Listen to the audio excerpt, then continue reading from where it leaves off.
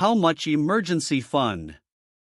In this video we have an important topic to discuss, one that's often overlooked but incredibly crucial for financial security.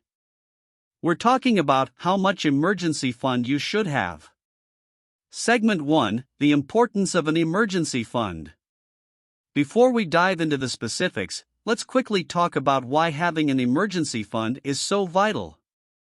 Life is full of unexpected twists and turns, and we never know when we might face a financial emergency.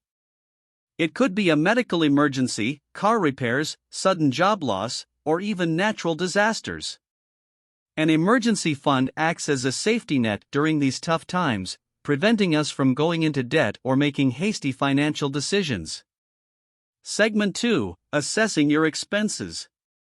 Now, let's figure out how much money you should have in your emergency fund. The first step is to assess your monthly expenses. Make a list of all essential costs like rent or mortgage, utilities, groceries, insurance, loan payments, and any other necessary expenses. Add them up to get your total monthly expenses. Segment 3: Setting a target. Financial experts generally recommend having at least 3 to 6 months' worth of living expenses in your emergency fund. If you have a stable job and a reliable source of income, aiming for 3 months might be sufficient.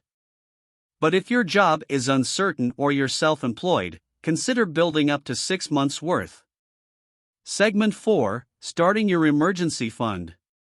Starting an emergency fund may seem overwhelming, but it's easier than you think. Begin by setting a monthly savings goal that fits your budget. Even if you can only save a small amount each month, it adds up over time.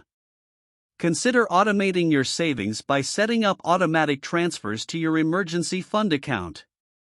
Segment 5: Where to keep your emergency fund.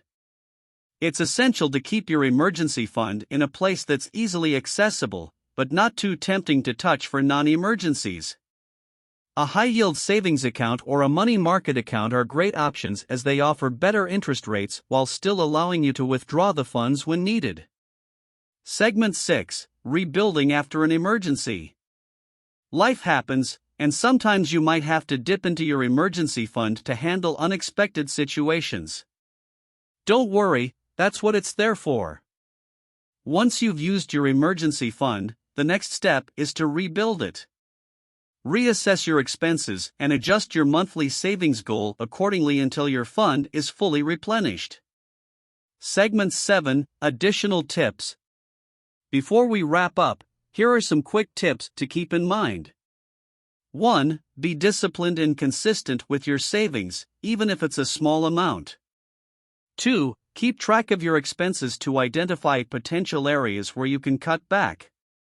3. Avoid using your emergency fund for non-urgent situations, like vacations or splurges. 4. As your financial situation improves, consider increasing your emergency fund to cover more months of expenses. Conclusion: having an emergency fund is a powerful financial tool that brings peace of mind during challenging times. Remember, it's not a matter of if an emergency happens, but when. So, start building your emergency fund today, and take that important step towards securing your financial future. Thank you for watching. Please hit the subscribe button so you don't miss any future content. If you have any questions or comments, please let us know in the comments section below.